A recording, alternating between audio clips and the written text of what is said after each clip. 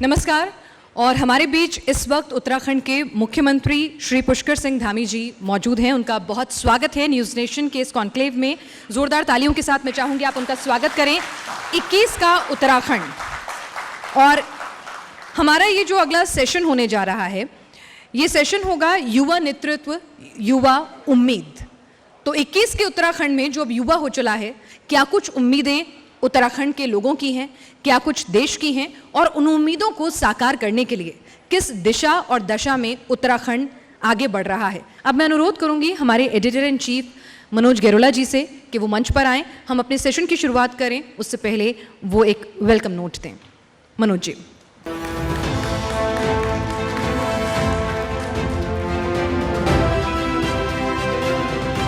उत्तराखंड के मुख्यमंत्री श्री पुष्कर सिंह धामी जी, देवियों और सज्जनों, आपका न्यूज़ स्टेट उत्तर प्रदेश उत्तराखंड के इस कॉन्क्लेव में हार्दिक अभिनंदन और स्वागत है।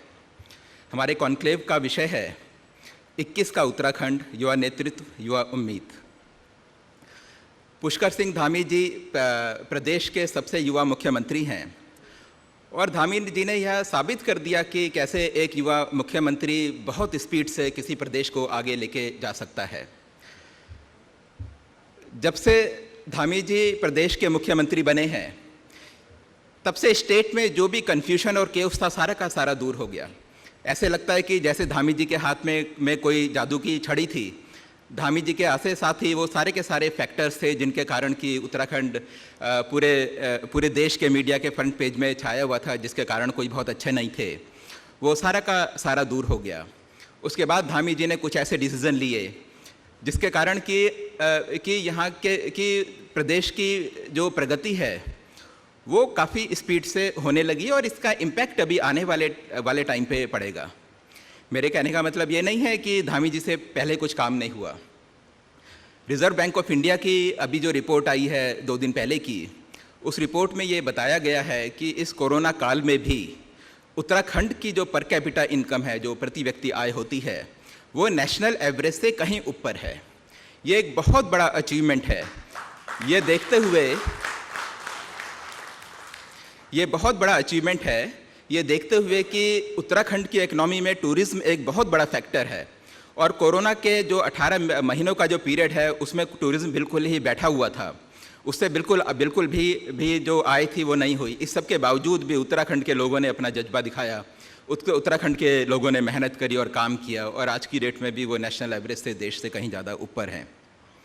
जहाँ तक धामी जी की बात है, तो धामी जी ने जो काम करे हैं वो गिनाने के लिए काफ़ी हैं। इनके डिसीज़न, इन्होंने जो डिसीज़न लिए हैं वो काफ़ी ज़्यादा हैं। उनमें से कुछ हमने दिखाए हैं, और लेकिन उसके लिए थोड़ा वक्त चाहिए, और ये जो टाइम है ये हमारे टीवी के लिए प्राइम टाइम होता है। तो मैं चाहूँगा कि जल्दी से जल्दी हमारा प्रोग्राम शुरू हो। And once again I like to thank all of you for joining this conclave. Thank you very much.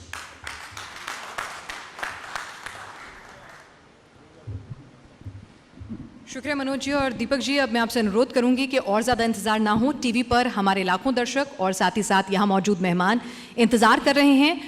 युवा नेतृत्व युवा उम्मीद हमारे अगले सेशन में।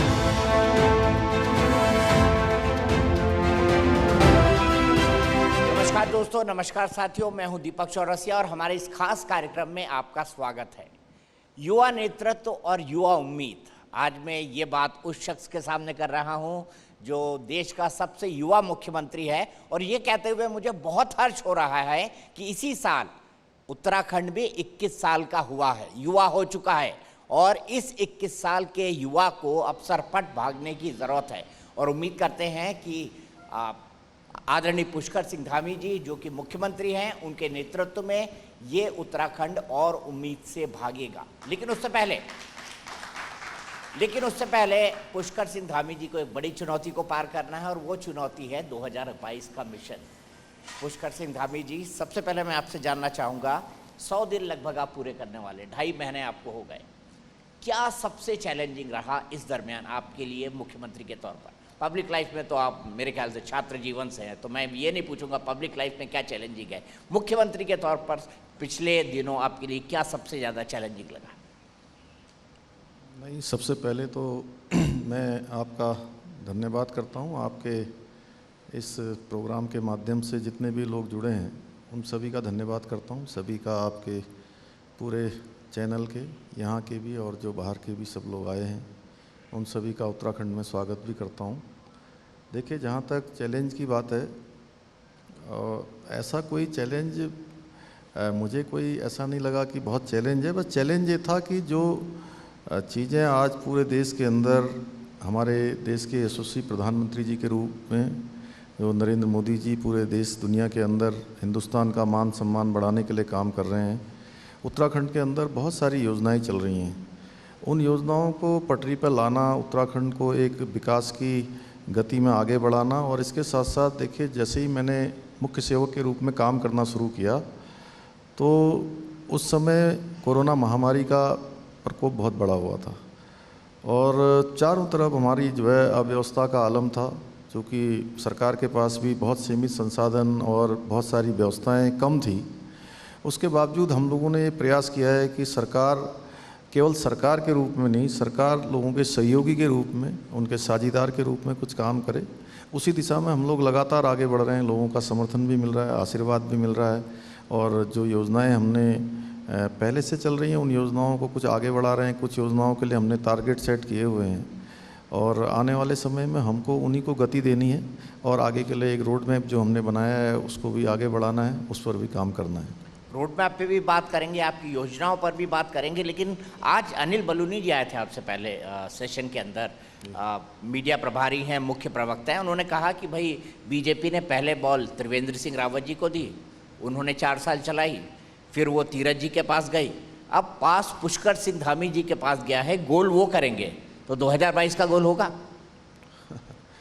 देखिए, अभी 2022 दूर है और अभी हमारा फोकस जो है केवल चुनाव पर नहीं है। चुनाव जब आएगा तो उत्तराखंड की जनता चुनावों पर भी निश्चित रूप से हमको आशीर्वाद देगी, लेकिन उससे पहले चूँकि हमारे सामने जो लक्ष्य है कि उत्तराखंड को विकास की ओर बढ़ाना, उत्तराखंड को आगे ले जाना, हमारे नौजवान युवाओं को रोज़गार देना, हमारी माताओं बहनों का जो स्वरोजगार के कार्यक्रम है उनको और तेज़ी से बढ़ाना, मातृशक्ति का जो है और उत्थान के लिए काम करना, यहाँ के आंदोलनकारियों के लिए काम करना, हमारी 4 धाम यात्रा अभी रुकी हुई थी, उस 4 धाम यात्रा को चलाना, चूँकि सैनिकों का प्रदेश है, इस प्रदेश को हर तरीके से आगे ले जाना, यहाँ का पलायन रोकना, ये सब हमारा अभी पहला लक्ष्य है, उस पर हम लोग काम कर रहे हैं।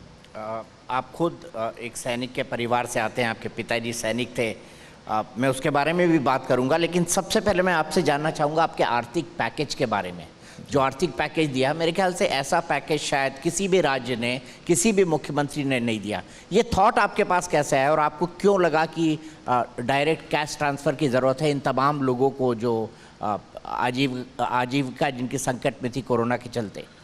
नहीं, देखिए, जब मैंने मुख्य सेवक के रूप में काम करना शुरू किया तो उस समय मैंने कहा कि बहुत ज़्यादा परेशानी थी, कोरोना महामारी अपने चरम पर थी। हमारे यहाँ की रीढ़ समझे जाने वाला जो हमारी 4 धाम यात्रा है, और 4 धाम यात्रा के साथ पूरे उत्तराखंड में, पूरे देश से पर्यटक आते हैं, धार्मिक पर्यटन के लिए भी आते हैं, तीर्थाटन के लिए भी आते हैं और पर्यटन के लिए भी आते हैं, तो वो यात्रा इस वर्ष नहीं हो पाई और माननीय न्यायालय ने उसमें रोक लगाई हुई थी क्योंकि कोरोना महामारी के कारण से। तो हमारे सामने बड़ा संकट पैदा हो गया क्योंकि हजारों लाखों परिवार वो इस यात्रा पर अपनी आजीविका चलाते हैं, तो उसमें लोगों के घर द्वार चलने बिल्कुल जैसे कि मुश्किल हो गया था। तो उस समय में हमने सोचा कि सरकार के पास भी चूँकि संसाधन बहुत कम थे और रेवेन्यू की स्थिति बहुत अच्छी नहीं थी, लेकिन उसके बावजूद भी हमने ये निर्णय किया कि चाहे जो भी हो, हम लोगों को इसमें एक पैकेज देंगे, सहायता राशि देंगे, जो पर्यटन से जुड़े हुए हैं, परिवहन से जुड़े हुए हैं, सांस्कृतिक क्षेत्रों में काम करते हैं, रिवर राफ्टिंग के क्षेत्र में, नौकायन के क्षेत्र में, अनेकों जो इस प्रकार के लोग हैं, उन सभी को, होटल व्यवसाय से जुड़े हुए हैं, तो सभी को कुछ न कुछ सहायता राशि देंगे। और चूँकि सहायता राशि अगर ऐसे देते हैं तो कई बार उनके उसमें पहुँचने में देर होती है। मुझे खुशी हुई कि मैं अभी पिछले दिनों टिहरी जनपद के भ्रमण पर गया था, तो वहाँ टिहरी झील के किनारे मुझे 100 से ज़्यादा लोग मिले और चूँकि मैं सोच रहा था कि ये भी किसी काम के लिए आए होंगे, कोई समस्या होगी, तो मैंने पूछा कि किस काम के लिए आए हैं, तो उन सभी लोगों ने मुझे बताया कि ये आपका धन्यवाद करने के लिए आए हैं। मुझे बड़ा अच्छा भी लगा कि उन्होंने कहा कि जो आपने हमको ये पैकेज दिया है वो पैकेज सीधे डीबीटी के माध्यम से हमारे खातों में आना शुरू हो गया है। इसी प्रकार से हमने स्वास्थ्य के क्षेत्र में भी लगभग 205 करोड़ रुपए का एक पैकेज दिया। उसमें हमारी आशा वर्कर हैं, हमारे टेक्नीशियन हैं, फार्मासिस्ट हैं, डॉक्टर हैं और स्वास्थ्य के क्षेत्र में काम करने वाली जो आंगनबाड़ी की कार्यकर्ती हैं वो हैं, उन सभी को मिला के लगभग 205 करोड़ रुपए का पैकेज दिया। ये भी लगभग हमारे 3 लाख से ज़्यादा लोगों को सीधे सीधे डीबीटी के माध्यम से इसका भी जो है उनके खातों में जा रहा है। इसी प्रकार आजीविका मिशन में जो हमारे यहाँ पर लगभग 5-6 लाख परिवारों तक सीधे सीधे इस मिशन के तहत सब जुड़े हुए हैं। कहीं पर हथकरघा का काम होता है, कहीं बकरी पालन का, कहीं भेड़ पालन का, कहीं पर प्रसाद बनाने का, कहीं पर बुनकर जो उसमें उसके माध्यम से, उसके अलावा कहीं पर अचार बनाने का काम है, मसाला बनाने का छोटा उद्योग है। उसमें बहुत सारे स्वयं सहायता समूह हमारे ग्राम संगठन और क्लस्टर के माध्यम से वो काम करते हैं। तो वो भी चूँकि कोरोना महामारी के दौरान उनका भी जो है कहीं पर सामान आया हुआ था, रॉ मटेरियल आया, वो बन नहीं पाया, बना तो बिक नहीं पाया, बाज़ार नहीं मिल पाई, तो उनकी भी जो है व्यवस्था ठीक से चले, वो भी अपने पैरों पर ठीक प्रकार से खड़े रहें, उनको हमने ध्यान में रखकर ये भी जो है हमने लगभग 119 करोड़ रुपए का उनको भी पैकेज दिया। इस प्रकार से हमने अभी नौजवानों के क्षेत्र में, नौजवानों ने चूँकि पिछले 1 साल में 1.5 साल में कोई परीक्षाएँ बहुत सारी हो नहीं पाई, तो हमने सबसे पहले तो समूह ग और ख में जो है 1 साल की आयु सीमा बढ़ाई। आयु सीमा बढ़ाने के साथ साथ एक निर्णय हमने और लिया कि चूँकि आर्थिक तंगी से सभी गूंज रहे हैं, तो इस समय में उन लोगों को परीक्षाओं में भाग लेने के लिए कहीं पर आर्थिक संकट के कारण से वो इससे वंचित न रह जाएं, तो अभी हमने बिना शुल्क की परीक्षा कर दी है। 2022 तक इस साल जितनी भी परीक्षाएं होंगी वो सारे के सारे में बिना आवेदन जो है बिना शुल्कों के भर सकते हैं। तो ये भी हमने निर्णय लिया है। और भी हमने ऐसे बहुत सारे निर्णय लिए हैं, जैसे हमने अभी जो नौजवान हमारे एनडीए, सीडीएस या लोक सेवा आयोग की परिधि में आने वाली परीक्षाएं, पीसीएस और सिविल सर्विसेज में जो भाग लेते हैं, उनको भी जो है तैयारी करने के लिए जब वो अपना प्री एग्ज़ाम निकाल लेंगे, प्री एग्ज़ाम के बाद जो तैयारी करने के लिए उनके पास बहुत सारे परिवारों में आगे संसाधन नहीं होते हैं, उनके पास उस प्रकार की व्यवस्था नहीं होती है, उनको भी सरकार ने 50,000 रुपये सहायता राशि के रूप में देने का प्रावधान किया है। अन्य भी जैसे हमारे पुलिस के लोग हैं जो दिन भर, मैंने देखा पहली लहर के समय में भी, दूसरी लहर के समय में भी चौराहे चौराहे पर धूप में खड़े रहते थे और बड़ा मतलब विकट परिस्थिति में उन्होंने काम किया। इसी प्रकार से रेवेन्यू में हमारे छोटे पटवारी से लेकर तमाम जो हमारे इस कानून को हैं, पटवारी हैं, नायब तहसीलदार हैं, रेवेन्यू में और काम करने वाले हैं, सारे विभाग उस समय इधर उधर हो रहे थे तो वो लोग काम कर रहे थे। इसी प्रकार ग्रामीण क्षेत्रों में हमारे ग्राम विकास अधिकारी हैं, सहायक ग्राम विकास अधिकारी हैं, उन सभी को हमने किसी न किसी रूप में प्रोत्साहन के रूप में एक राशि तय करी, वो हमने दिया। वो इसलिए दिया कि सिर्फ केवल उनको, एक तो हमने कोरोना वॉरियर्स माना, उनका एक तरह से हमने प्रोत्साहन किया, जिससे कि ऐसी परिस्थिति में उन्होंने समाज के लिए, देश के लिए काम किया है, तो उनका प्रोत्साहन हो।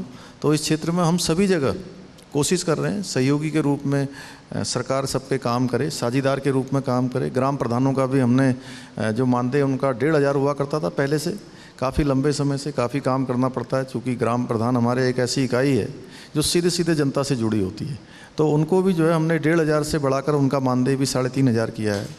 आंदोलनकारियों के आश्रितों के लिए भी हमने उनको भी जो है, चूँकि जो पेंशन मिलती है उनके आश्रितों के लिए उसमें व्यवस्था नहीं थी, निकट भविष्य में चूँकि उनके लिए भी जो है आश्रितों के लिए भी व्यवस्था करी है, क्योंकि हमारा प्रदेश आंदोलनकारियों का भी प्रदेश है, हमारे शहीदों का प्रदेश है, यहाँ पर वीर सैनिकों का प्रदेश है, माताओं बहनों ने बड़े आंदोलन में भाग लिया था, सभी को ध्यान में रखकर हम कुछ न कुछ कर रहे हैं। ठीक है, सबसे महत्वपूर्ण बात ये कि आर्थिक पैकेज के बाद अब आर्थिक गतिविधियां कितनी शुरू हो पाई है, राज्य कितना ट्रैक पर आ चुका है, क्योंकि टूरिज़्म खुलने लगा है, बाकी चीज़ें खुलने लगी है, तो क्या उम्मीद करते हैं कि अगले कुछ दिनों के अंदर आर्थिक गतिविधियां पूरी तरह से शुरू हो जाएंगी? हाँ, देखिए, निश्चित रूप से अभी उत्तराखंड के अंदर धीरे धीरे चीज़ें सामान्य स्थितियों में आ रही हैं, पटरी पर लौट रही हैं। और मुझे बड़ी बताते हुए खुशी है कि इस समय हमारी 4 धाम यात्रा भी चालू हो गई है। हालांकि वो बहुत अभी सीमित संख्या के साथ माननीय न्यायालय ने उसको चलाने की अनुमति दी है, क्योंकि उस समय में माननीय न्यायालय ने रोक लगाई थी उसमें कि कोरोना महामारी के कारण से। फिर लगातार हम लोग पिछले 2.5 महीने से लगातार प्रयास कर रहे थे कि ये यात्रा चले। उसके लिए हमने पहले हाई कोर्ट के बाद हम सुप्रीम कोर्ट भी गए और सुप्रीम कोर्ट में सुनवाई नहीं हो पाई, लंबा समय बीत गया। फिर हमने वहाँ से विड्रॉ किया। फिर माननीय न्यायालय उच्च न्यायालय में फिर से हमने अपनी सुनवाई के लिए अर्जी डाली कि हमको फिर से सुना जाए, क्योंकि अब कोरोना महामारी कम हो गई है, इसलिए यह यात्रा चालू होनी चाहिए। यहाँ की आजीविका की रीढ़ है, यहाँ के लोगों का मुख्य जो है वो है, उनके घरों को चलाने का साधन है। तो न्यायालय ने कुछ सीमित संख्या के साथ वो यात्रा को चलाने की अनुमति प्रदान की है। यात्रा अच्छी चल रही है, तो आने वाले समय में हम दोबारा से देखेंगे, क्योंकि अभी चूँकि 12 बजे के आसपास वहाँ पर जो मंदिर हैं केदारनाथ जी या ऊपर बद्रीनाथ जी में, चारों धामों में, वहाँ पर संख्या मतलब ठीक से जा रही, व्यवस्थित तरीके से जा रही है। इसलिए हम आगे चलकर जो है उसको संख्या को बढ़ाने का मतलब वहाँ आवेदन करेंगे, जिससे कि यात्रा ठीक प्रकार से चले। अपना पहले की तरह तो नहीं हो पा रहा है, क्योंकि पहले तो लाखों करोड़ों की संख्या में यात्रा चलती थी, अभी हज़ारों में चल रही है। आगे चल के वो चलेगी। एक बड़ा साधन है इसी प्रकार से हर क्षेत्र में। एक बड़ा मुद्दा है देवस्थानम बोर्ड का, जिसको लेकर कई सारे पॉलिटिकल डिस्कशंस भी हुए, कंट्रोवर्सी भी हुई। मैं आपसे जानना चाहता हूं, क्या बीजेपी लोगों को ये कन्विंस करने में कामयाब हुई है कि नहीं ये बोर्ड सबके भले के लिए है? क्योंकि कांग्रेस ने कहा है कि वो पहली ही कैबिनेट मीटिंग में इसको स्क्रैप कर देगी। आप क्या सोचते हैं इसके बारे में? देखिए, मैंने कहा कि कुछ लोगों का एजेंडा केवल चुनाव हो सकता है, हमारा एजेंडा चुनाव नहीं है। और मैंने जब से काम करना शुरू किया तो मेरे पास उस क्षेत्र से जुड़े हुए, चूँकि लंबे समय से मैं भी काम करता रहा हूँ, तो पहले से पूर्व में बहुत सारे लोग परिचित थे। मैंने सभी को आह्वान किया कि आप लोग अपनी बात करिए, आप बात रखिए। तो लोग प्रतिनिधि मंडल के रूप में वहाँ के तीर्थ पुरोहित, वहाँ के पंडा समाज के लोग, वहाँ पर हकूकधारी, रावल, जो भी सब उस क्षेत्र से जुड़े हुए लोग थे, सब जनप्रतिनिधि, सब ने कहा कि इसमें देवस्थानम में हमको सुना नहीं गया। हमने कहा नहीं, हम सबको सुनेंगे, सभी को हम सुन भी रहे हैं। और उन सभी को सुनने के लिए हमने, हमारे बहुत वरिष्ठ नेता हैं, पहले राज्यसभा के सांसद रहे हैं, हमारी पार्टी के अध्यक्ष रहे हैं, जिनका पूरा जीवन उस क्षेत्र में बीता है, उनको एक उच्च स्तरीय समिति हमने गठित करी। और उच्च स्तरीय समिति उन सभी को सुनने के लिए, उनकी अध्यक्षता में एक समिति बनी है। वो सबको सुनेंगे और सुनने के बाद सरकार उस पर निर्णय लेगी, जो भी होगा।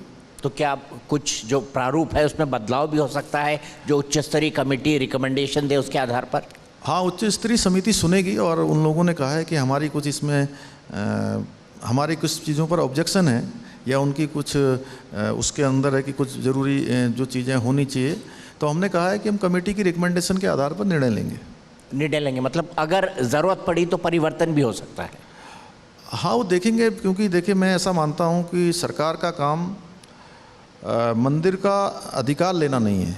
सरकार का काम है कि वहाँ पर उन मंदिरों में, उन स्थलों पर वहाँ व्यवस्था बनाना, वहाँ आवास की व्यवस्था बनाना, वहाँ पानी की व्यवस्था बनाना, वहाँ लाइट की व्यवस्था बनाना, वहाँ परिवहन की व्यवस्था बनाना, वहाँ पर जितनी व्यवस्थाएं होती हैं मंदिरों को चलाने के लिए जो ज़रूरी हैं, वो व्यवस्था करना है। अधिकार करना सरकार का काम नहीं है। इसलिए सरकार निश्चित रूप से उनके सहयोगी के रूप में काम करना चाहती है। व्यवस्था कराने का काम, चलाने का काम उन्हीं का है। तो अगर उनकी कुछ चीज़ें होंगी तो उसमें सरकार निर्णय लेगी और जो ज़रूरी होगा वो करेंगे। बड़े क्लियर थॉट है आपके इसके बारे में, मुझे सुनकर खुशी हुई कि बड़े क्लियर थॉट रखते हैं आप। सोशल मीडिया पर एक बड़ा डिस्कशन चल रहा है कि हिमाचल की तर्ज पर भू कानून बने। मुख्यमंत्री के तौर पर आप क्या सोचते हैं, और एक सन ऑफ द सॉइल, मतलब ज़मीन के बेटे के तौर पर आप क्या सोचते हैं देवभूमि के बारे में?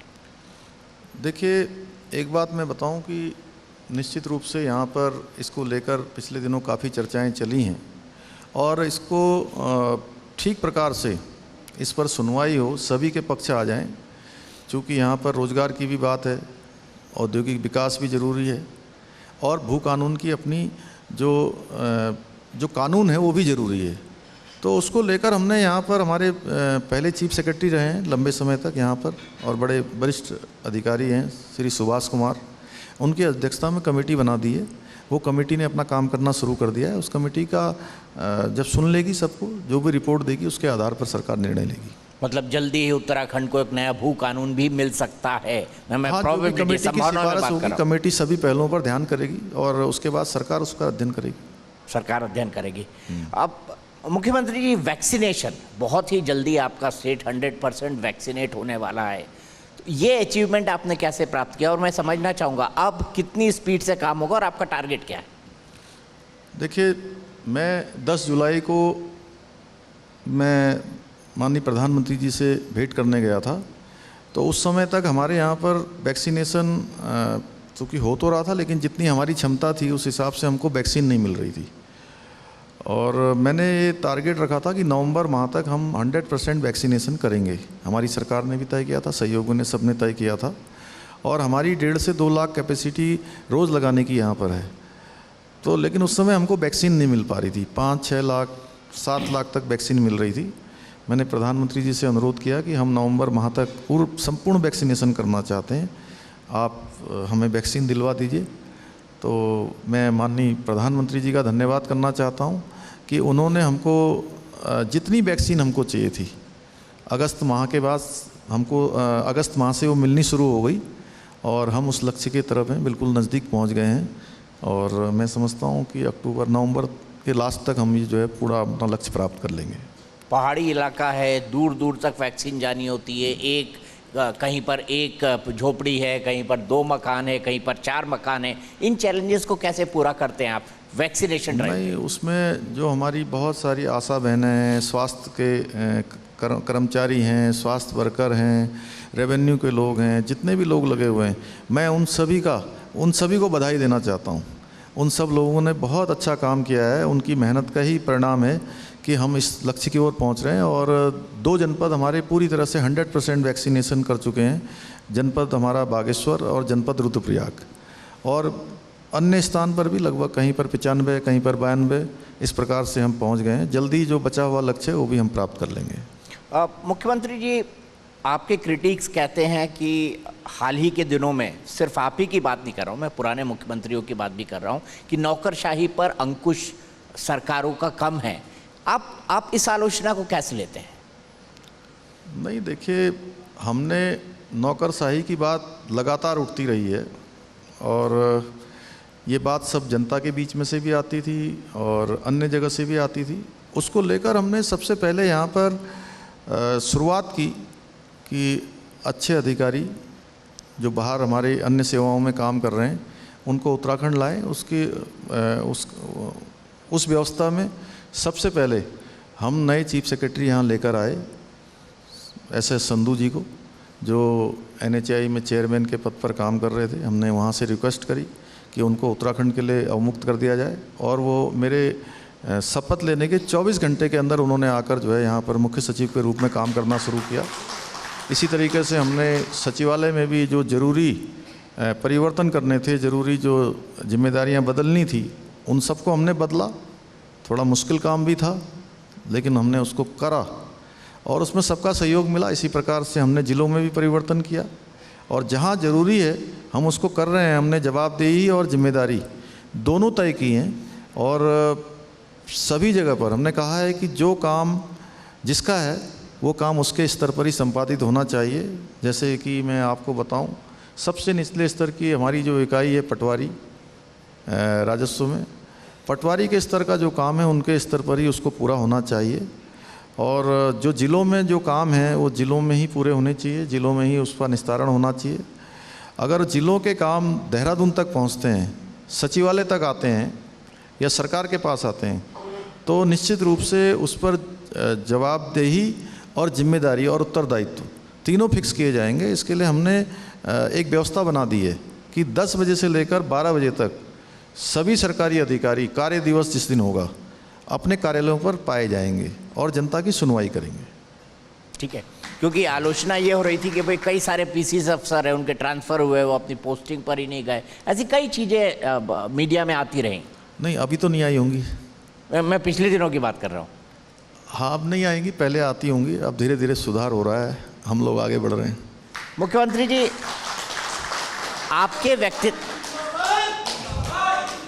आपके व्यक्तित्व की विशेषता है कि आप बड़े मृदुभाषी हैं और विपक्ष को भी अपना बना लेते हैं। तो ये क्या आप सबको साथ लेकर राजनीति करना चाहते हैं जब उत्तराखंड की बात आए, यहाँ के विकास की बात आए? देखिए, ये कोई ऐसा नहीं है कि आज मैं मुख्य सेवक के रूप में काम कर रहा हूँ। ये हमारे स्वभाव में है कि अब हम जब किसी पद पर आ जाते हैं या किसी जिम्मेदारी पर आते हैं तो फिर हम ठीक है, जहाँ पर मेरी पार्टी का काम होगा या चुनाव का समय होगा या विचारधारा की बात होगी तो मैं पार्टी का सबसे पहले हूँ। लेकिन अगर मैं किसी ऐसे जिम्मेदारी पर हूँ तो मुझे संपूर्ण समाज की चिंता करनी है, क्योंकि लोकतंत्र का यही अर्थ है और लोकतंत्र में सभी को साथ लेके चलना है, उसको हम आगे बढ़ा रहे हैं। अब मैं आता हूं चुनाव पे, क्योंकि चुनाव भी राजनीति की एक हकीकत है। इलेक्टोरल पॉलिटिक्स में चुनाव बेहद ज़रूरी है और भारत के प्रजातंत्र की खूबी यह है कि यहाँ पे हर 5 साल में सरकार बदलती है, जो किसी तानाशाह देश में नहीं होता। अब अगले 4 महीने के अंदर चुनाव होने हैं, 3-3 मुख्यमंत्री का बदलाव। क्या ऐसे में बीजेपी ये नारा दे पाएगी कि हम स्थायी सरकार दे पाए हैं 5 साल तक? नहीं, सरकार स्थायी है, ठीक है, वो भूमिकाएं बदलती रही हैं, सरकार वही है, चेहरे बदलते गए हैं, कोई बात नहीं है। तो फिर इसका मतलब पास मिलता रहा आपको, गोल मारते जाएंगे आप? हाँ, निश्चित रूप से। निश्चित। आप किसको अपने टक्कर में मानते हैं? आपको क्या लगता है भारतीय जनता पार्टी की टक्कर किस राजनीतिक दल से है? किसको आप मुख्य विपक्षी राजनीतिक दल मानते हैं यहाँ पे? क्योंकि कई नई नई पार्टियां भी मशरूम हो रही है, मैं नाम नहीं लूंगा। नहीं, किसी पार्टी की कोई टक्कर नहीं है हमसे।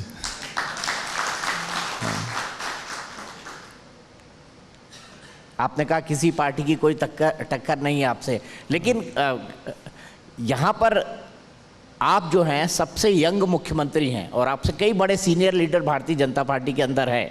क्या आपको ये चैलेंजिंग लगता है? कभी आपको लगता है कि भाई यहाँ से टांग खींचना ना शुरू हो जाए, विपक्ष तो नहीं कर रहा है, यही लोग ना कर दे मेरी? बिल्कुल नहीं। आपको देखिए, आप पता कर लीजिए, आपके बहुत सोर्स होंगे यहाँ, आपके चैनल के भी, आपके व्यक्तिगत मित्र भी होंगे, सबसे स्मूथ सरकार चल रही है। सब खुश हैं।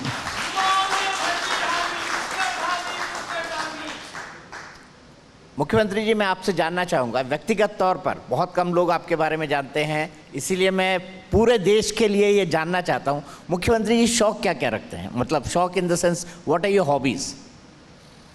देखिए, मेरा वैसे कोई विशेष शौक़ नहीं है। मेरे को एक तो किताबें पढ़ने का शौक़ है और किताबें खरीदने का और किताबें पढ़ने का, दोनों शौक़ हैं।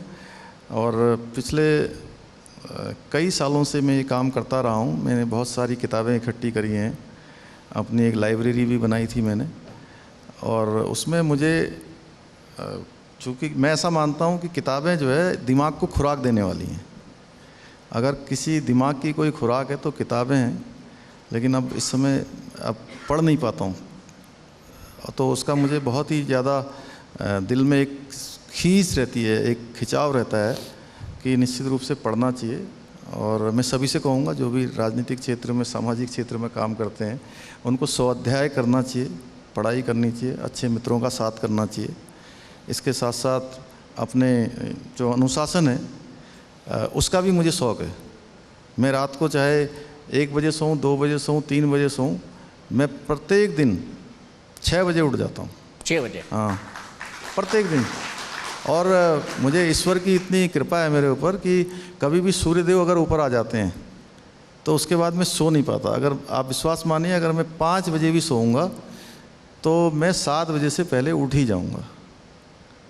तो ये भी मेरा शौक है। ये आदत आपने बनाई है या ये आदत मतलब आपको विरासत में मिली है, या ये कहें आपकी ज़िंदगी में शुमार हो चुका है? देखिए, जहाँ तक ये आदत की बात है, ये अनुशासन मुझे अपने पूज्य पिताजी से प्राप्त हुआ।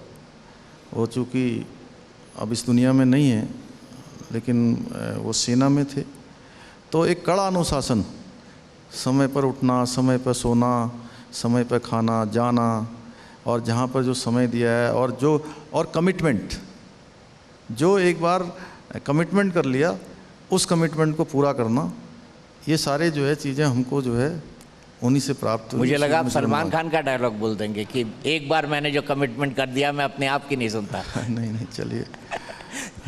मुख्यमंत्री जी, मैं यहाँ पर आपसे ये भी जानना चाहूँगा कि आपने कहा गीत, समय पर खाना, समय पर गाना, तो क्या गीत संगीत सिनेमा इसका भी शौक़ रखते हैं आप? हाँ, पहले मैं जाता था पिक्चर हॉल में, बचपन में खूब पिक्चरें देखते थे, और गए, लेकिन अब इधर के दिनों में तो बिल्कुल ही नहीं।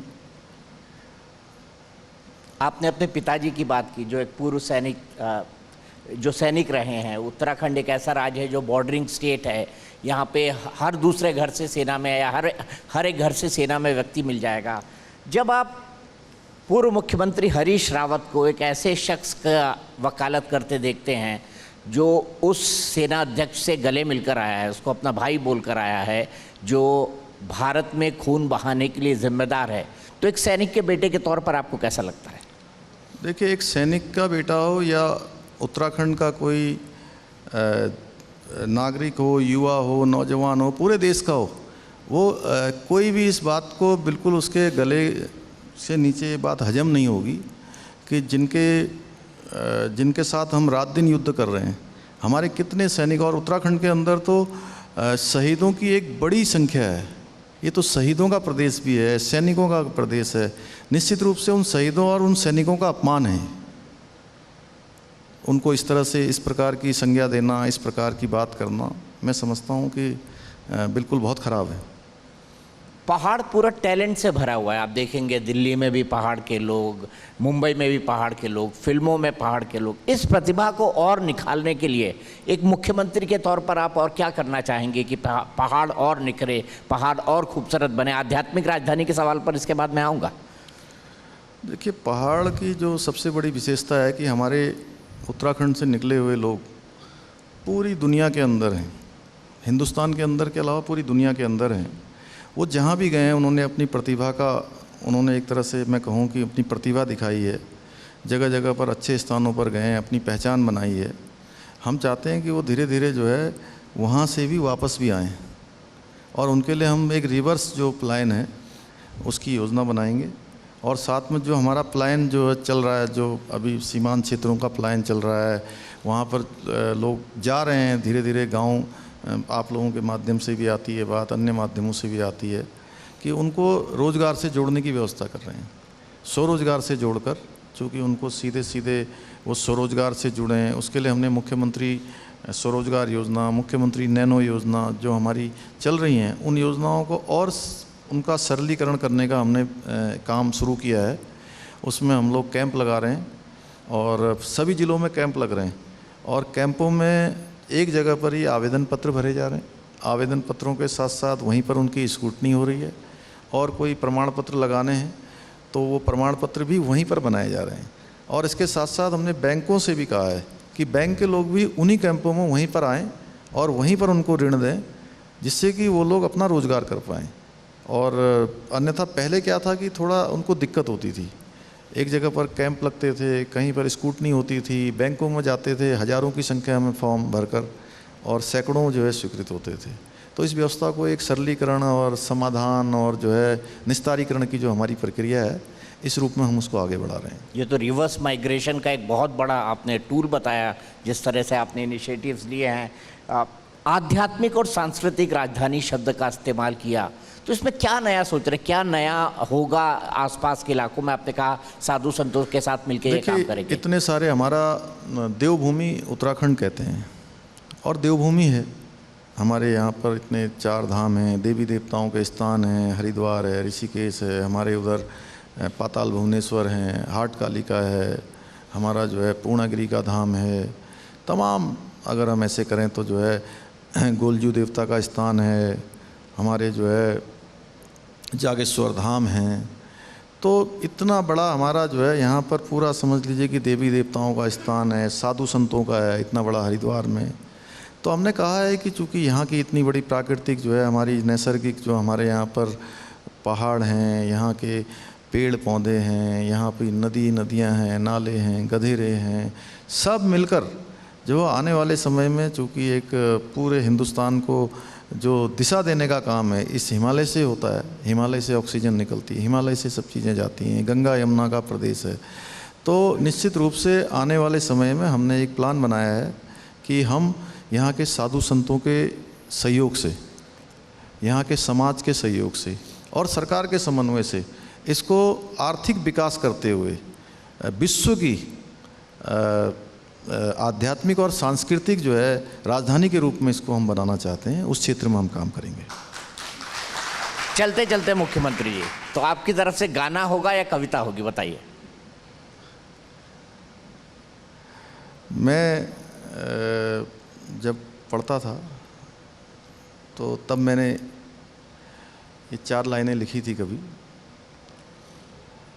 कि दूर जाना दूर जाना, दूर जाना दूर जाना, ये न पूछो कितनी दूर जाना, दूर जाना दूर जाना, ये न पूछो कितनी दूर जाना, मत रोको ये कहाँ है मेरा ठिकाना, अपने प्रेम में मत रोको मुझे, दूर जाना ये न पूछो कितनी दूर जाना। बहुत खूबसूरत, वाकई आप बहुत दूर पहुंच गए और मीलों दूर आपको जाना है। हमारी आपको बहुत बहुत शुभकामनाएं इसके लिए कि आप मीलों का ये सफ़र ऐसे ही तय करें जैसे आप करते रहें।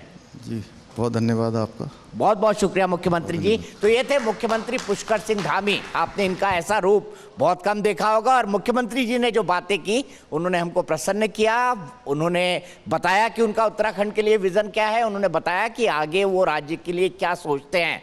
मैं चाहता हूं कि एक बार फिर आप करतल ध्वनि से मुख्यमंत्री जी का स्वागत करें। मुख्यमंत्री जी, हमारे चैनल की तरफ से, न्यूज़ नेशन की तरफ से आपका बहुत बहुत धन्यवाद।